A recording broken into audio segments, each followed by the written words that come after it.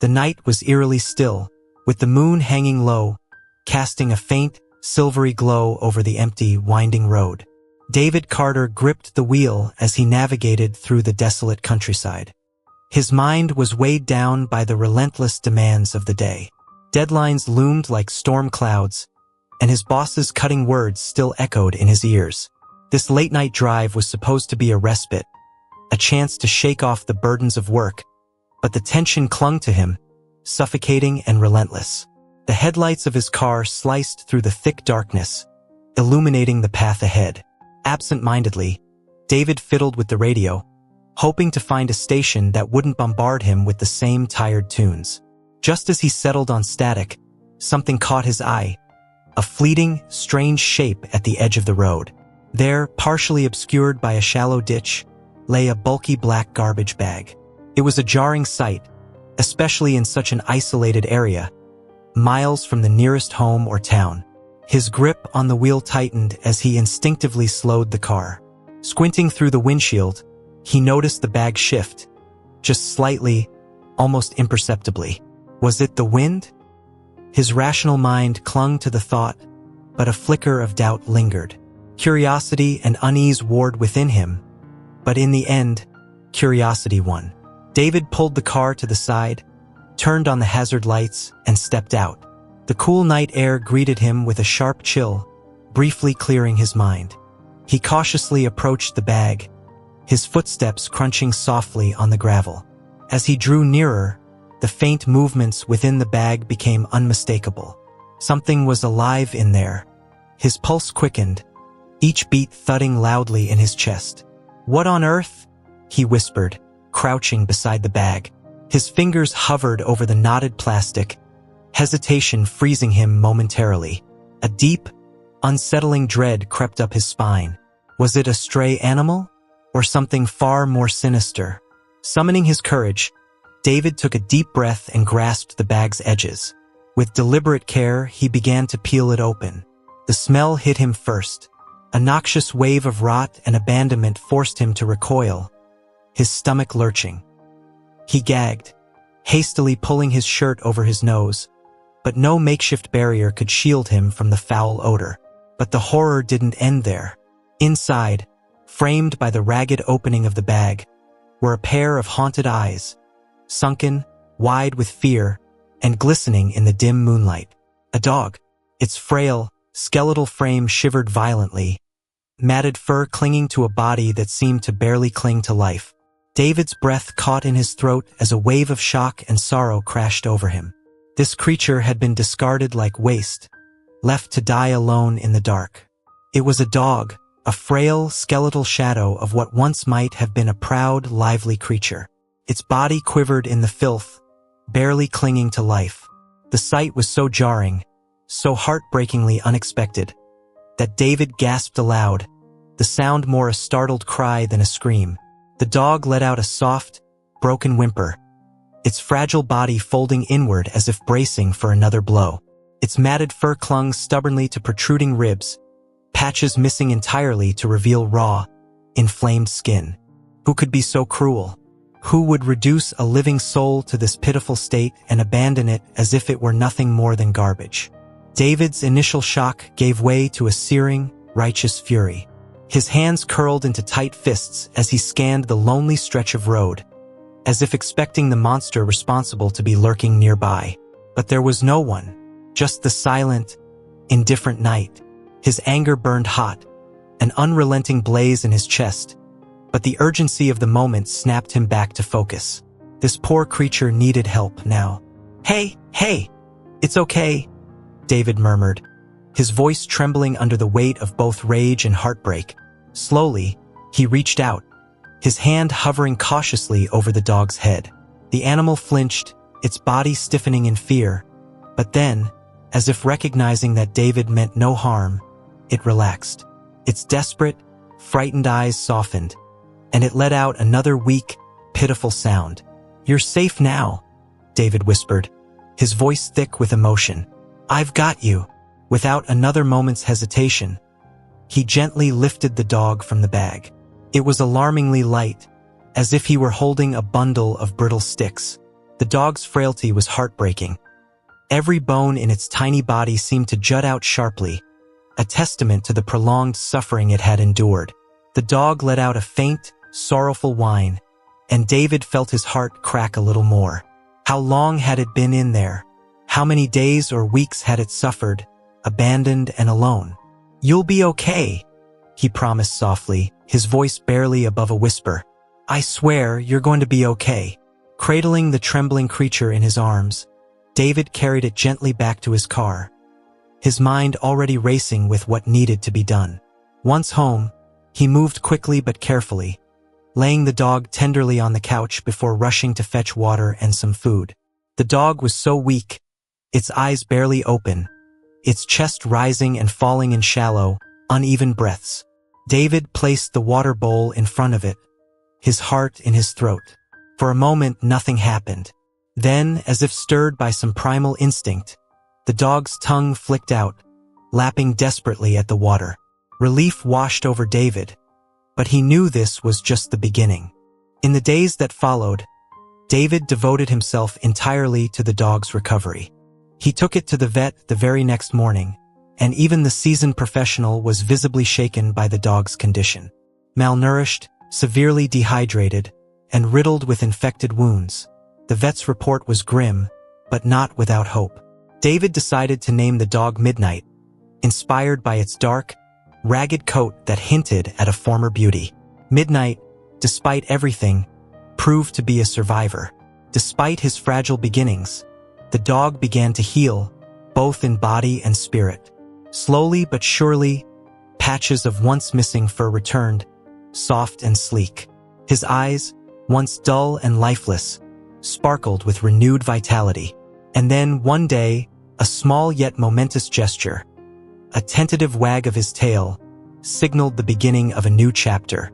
David's home, which had long been a sanctuary of silence and solitude, was now filled with warmth and companionship.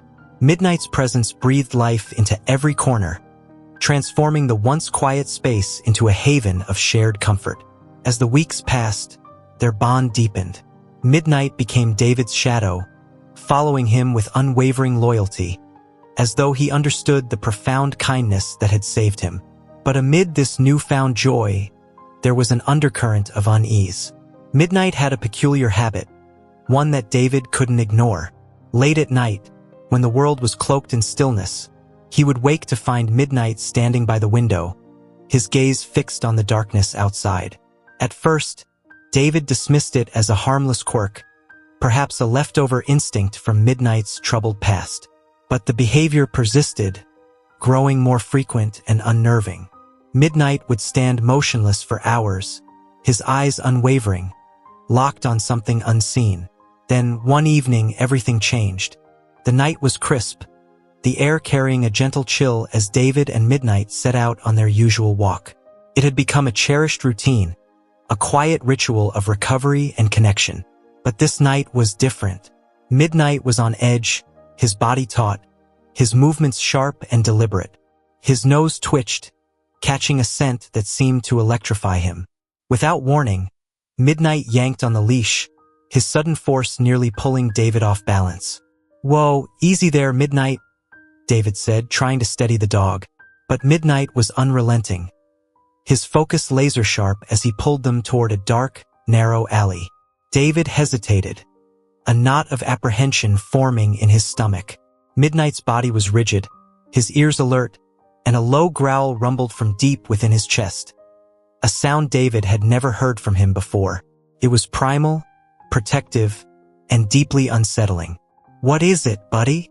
David whispered, his voice barely audible over the pounding of his own heart.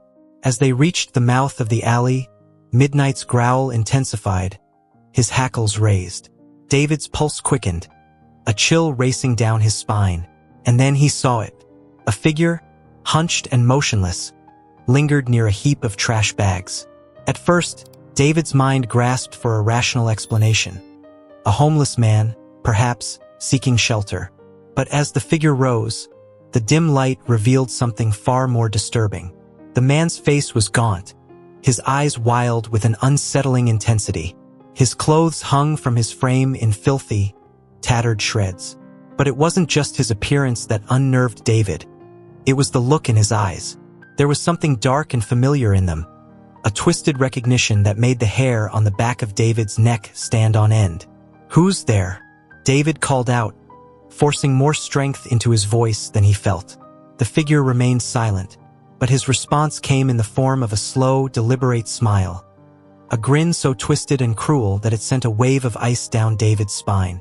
Before David could say another word, the man suddenly turned and bolted, vanishing into the labyrinth of dark alleys with alarming speed. "Wait!"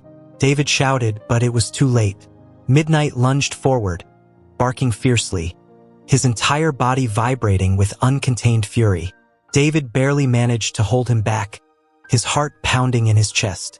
"What the hell was that about?" he muttered, his breath coming in short, sharp bursts. He glanced down at Midnight, who was still growling, his intense gaze fixed on the spot where the man had disappeared. In the days that followed, David couldn't shake the encounter. It lingered in his mind like a dark shadow, replaying over and over. Midnight was affected too. The dog seemed unusually tense, his senses heightened, always on guard. He patrolled the house, his ears pricked at the faintest noise, his body coiled like a spring. It was as if Midnight knew something David didn't, a terrible truth hidden just out of reach. Then, one quiet afternoon, while rummaging through the attic in search of some old belongings, David stumbled upon something that made his blood run cold. Tucked away in a dusty, forgotten box was a stack of old newspaper clippings. His curiosity quickly turned to dread as he sifted through them. Each article detailed a string of horrifying cases. Dogs and cats found abandoned, beaten, or worse, all victims of unspeakable cruelty. The headlines screamed injustice, but the cases had gone cold, the perpetrator still at large. Then David saw it.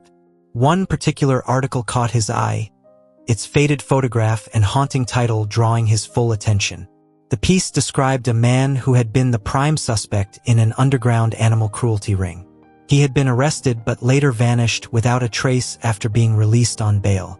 David's hands trembled as he stared at the grainy black and white photo of the man. It was him, the man from the alley. The realization hit David like a punch to the gut. The stranger who had fled that night wasn't just some vagrant lurking in the shadows. He was a monster, someone who had spent years tormenting helpless animals. And somehow Midnight had known. Midnight's growls, his relentless tension, his unshakable focus on that man. It wasn't random. It wasn't mere instinct. It was personal. Fury burned in David's chest, a fire stoked by the horrors he had uncovered.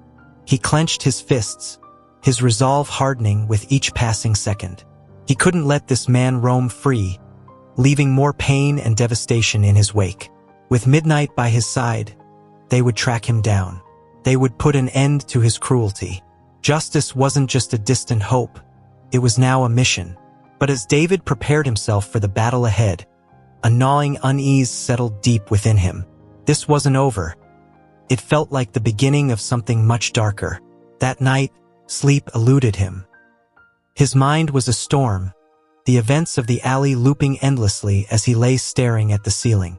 He dissected every detail, searching for a connection he had yet to make, for a clue that might bring clarity.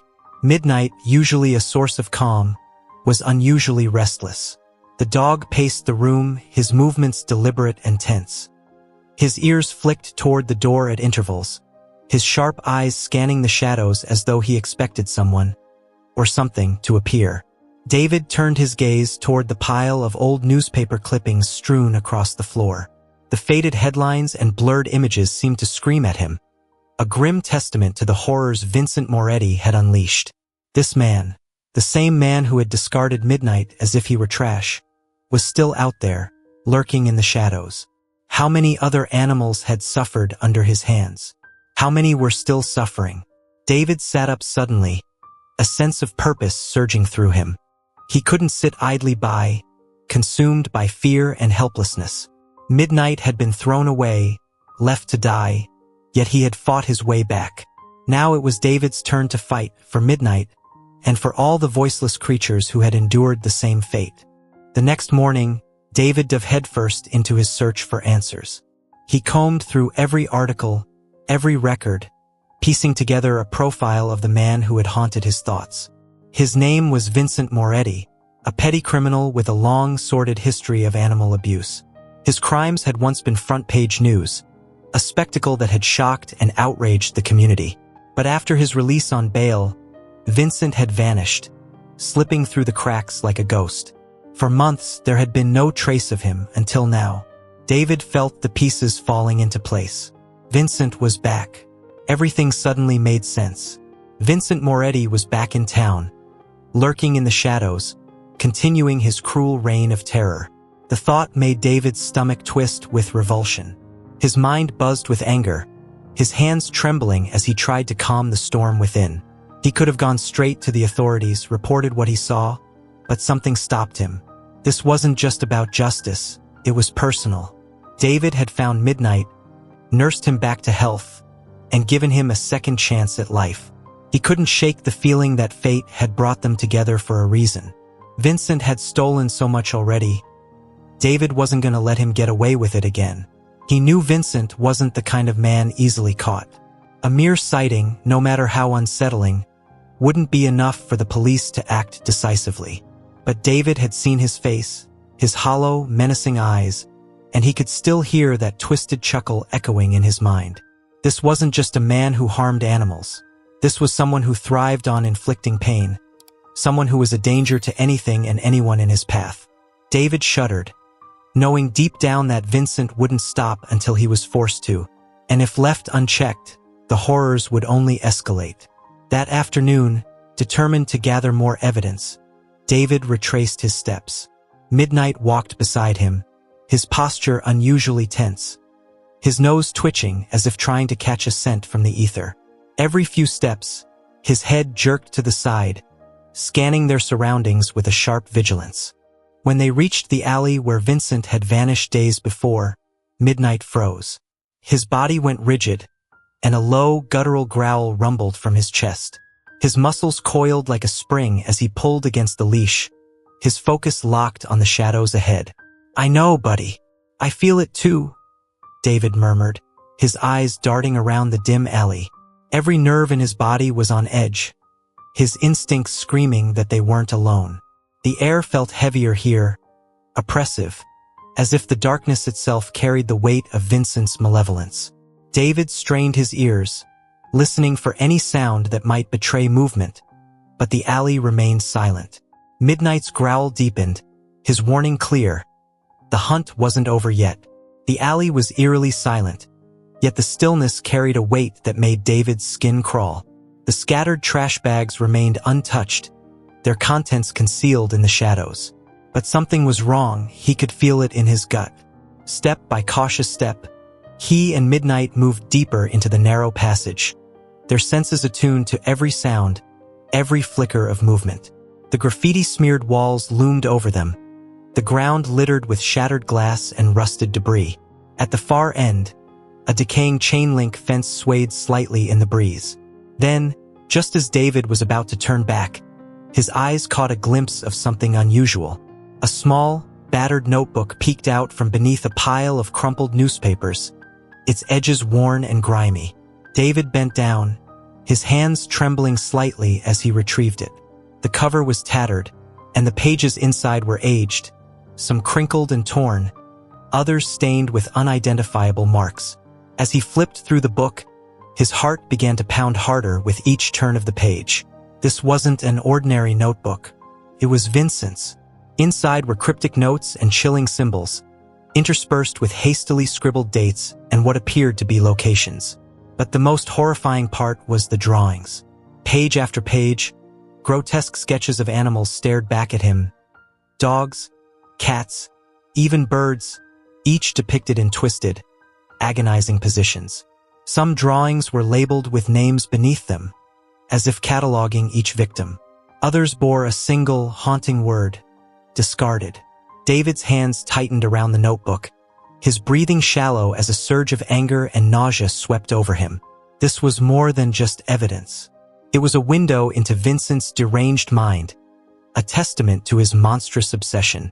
Midnight barked suddenly, snapping David out of his horrified trance. The dog's ears flattened against his head, his teeth bared in a snarl as he stared down the length of the alley. David followed Midnight's gaze, his pulse quickening. Someone was there. A figure stepped out from the shadows, moving with deliberate, unhurried confidence. It was him, Vincent. The man's gaunt face was illuminated by the dim, flickering light, his eyes burning with a wild, malevolent gleam. He smirked, his mouth curling into a grotesque, mocking grin. For a moment, time seemed to stand still, the air between them thick with tension. Well, Vincent rasped, his voice low and dripping with malice. Look who it is. The man with the mutt. I thought I recognized you. David's blood surged, a cocktail of rage and adrenaline coursing through his veins. Every fiber of his being screamed to lunge, to make Vincent pay for the suffering he had caused. Midnight growled beside him, his body taut and ready to spring. But David held back, his fists clenching at his sides. There was a cold, calculating darkness in Vincent's eyes, a predator's gaze that sent a chill down his spine. I've seen you before, David said, his voice steady but laced with controlled fury. I know what you've done. I know who you are. Vincent chuckled softly, taking a step closer, his expression both amused and sinister. Oh, you think you know me? He drawled, his voice venomous. You don't know anything. You've never felt the power of deciding who lives and who dies. It's exhilarating. David's jaw tightened, his fists trembling with barely restrained fury. Midnight's growl deepened, a fierce, primal sound that echoed through the narrow alley. You're a monster, David spat, his voice low but seething. You can't keep doing this. It ends here. Vincent's grin only widened, his eyes glinting with unhinged delight. You think it's over? He sneered. It's never over. There are always more. More to find. More to break. More to discard. The words dripped with pure malice, each syllable igniting the fire in David's chest. The fury in David's chest burned hotter, threatening to overwhelm his sense of control. He stepped forward, fists clenched so tightly that his nails dug into his palms. Midnight growled beside him, the tension between man and beast palpable. Yet Vincent remained calm, almost taunting, his body language daring David to act on his anger. David's breath quickened, the temptation to lash out flickering in his mind. But deep down, he knew it wouldn't solve anything. Violence wouldn't bring justice. It would only play into Vincent's hands. Taking a steadying breath, David reached into his pocket and pulled out his phone, his thumb hovering over the screen. His eyes locked onto Vincent's with unyielding determination. You're finished, David said, his voice low but resolute. I'm calling the police. For the first time, Vincent's composure cracked. His smug grin wavered, and his eyes darted nervously toward the phone. David could see it clearly now, the fear creeping in, the panic lurking behind his wild gaze. Don't do that, Vincent hissed, his tone sharp and desperate. You don't know what you're getting into. You have no idea. But David had heard enough. His grip on the phone tightened as he began to dial, his heart pounding so loudly it echoed in his ears. Midnight's growl rumbled steadily, his unwavering focus fixed on Vincent, ready for anything. The ringing tone filled the tense silence, and in that moment, Vincent's mask of arrogance shattered completely.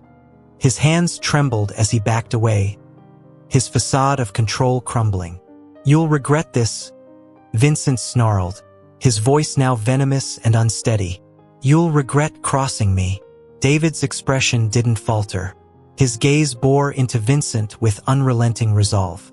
No, he said coldly. You're the one who'll regret it. For a split second, Vincent hesitated, his eyes flickering with fear and fury.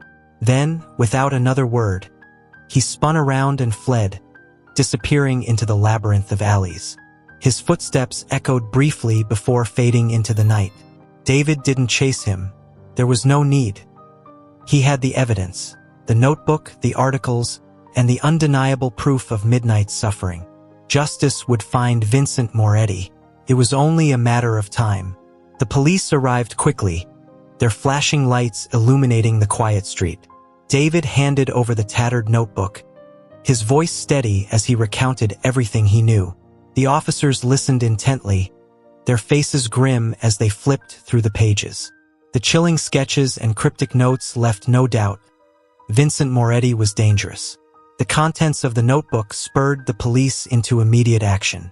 A search for Vincent was launched that very night, his name and face circulating through every law enforcement channel. Days passed in tense anticipation.